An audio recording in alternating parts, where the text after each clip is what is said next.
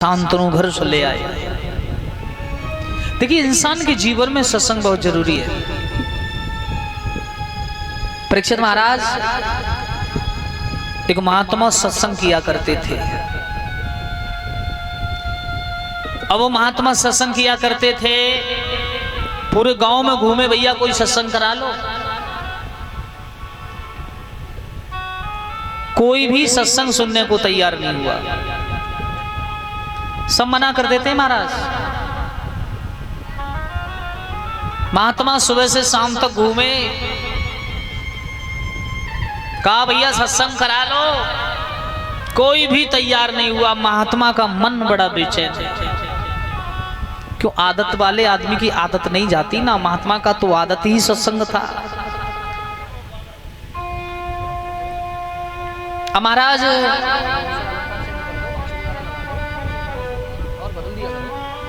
बार बार कहते रहे, महाराज जब किसी ने सत्संग नहीं कराया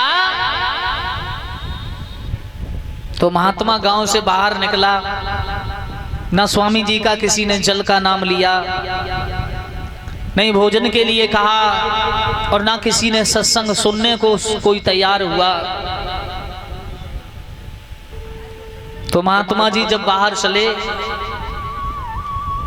एक गांव के बाहर बट वृक्ष है बहुत बड़ा, और उस बट वृक्ष के क्या हुआ, जैसे बट वृक्ष था उस बट वृक्ष के नीचे महात्मा जाके बैठ गए। भैया उस बट वृक्ष पर काला सर्प रहता था, और वो काला जो सर्प रहता था बट वृक्ष पर, उस काले सर्प की डर की वजह से उस वृक्ष के नीचे कोई नहीं बैठता था। गांव वाले बोले अब जा बाबा को सर्प खावे को, और जे तो गयो। महात्मा ने सोचो बड़ी अच्छी जाकी ठंडक है, गांव में काऊ ने सत्संग ना कराओ ना सुनो, पानी को नाम ना लो, चलो 1 घंटा सत्संग जब बैठ के ही नीचे बैठ के अकेले ही करे। गांव की भीड़ इकट्ठी है गई, बोलो जो बाबा मरवे को बैठो, बाबा चलो जा, यहाँ सर्प रहे वो खाई ले को तो जा। महात्मा बोलो बस पड़े रहो चुप्पा, हमारा तो सत्संग आज यही होएगा।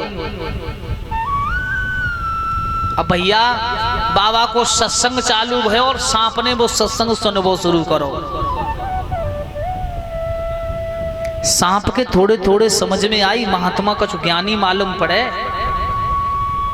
सांप बाहर निकल के आओ, तो बाबा के सामने आराम से बैठ गए। गांव के लोग सोचने लगे, वाह बाबा तेरे सत्संग में करिश्मा, ये रोज खाएवे वारो सांप जाके डर की वजह से यहाँ कोई नहीं बैठता, आज तो सांप भी सत्संगी बन गए।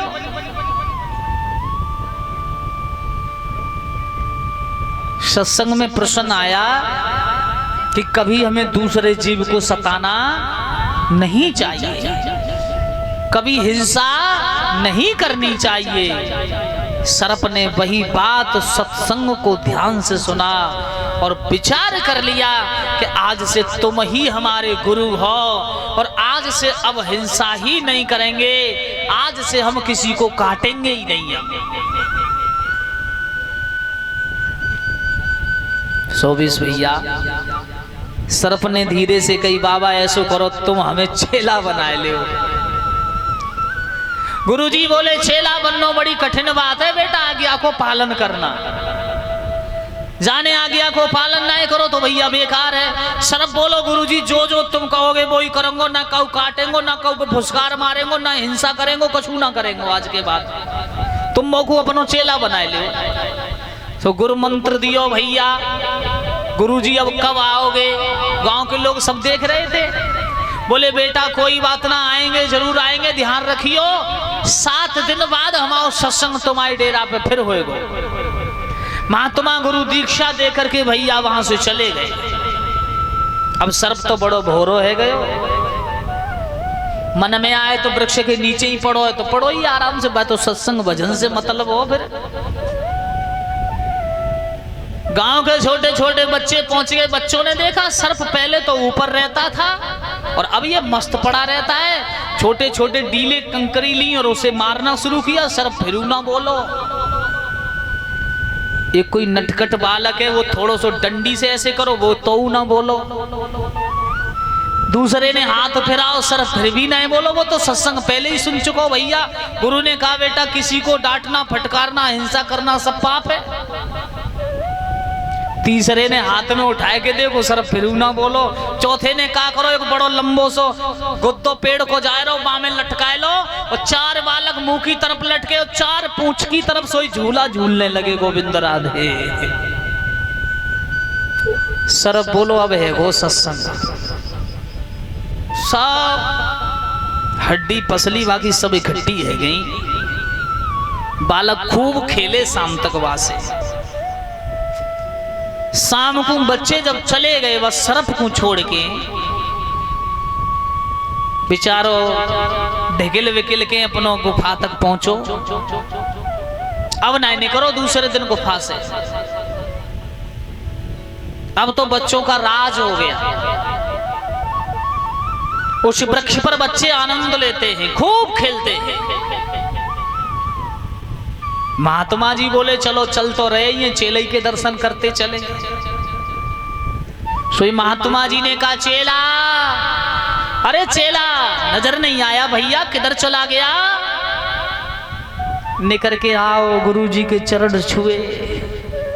गुरुजी ये तुम्हारे सत्संग की महिमा है जो मैं आज ऐसो बनो पड़ो। मैं तुम्हारा सत्संग ना सुन तो ये हड्डी पसली मेरी सब टूट टूट के बेकार नहीं होती।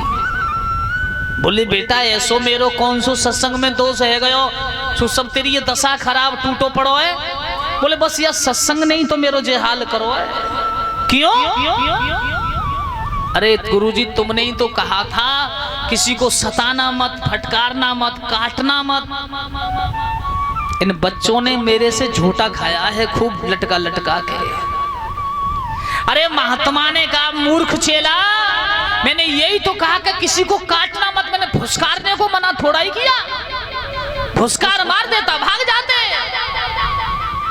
बोले गुरुजी अधूरे ही चेला रह गए, हम आपको मतलब।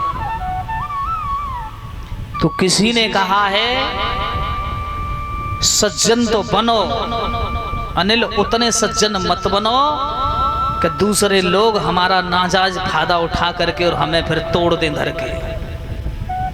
सज्जन बन जाओ लेकिन फुसकार अपनी कभी नहीं छोड़नी चाहिए। बोली गोविंद भगवान की।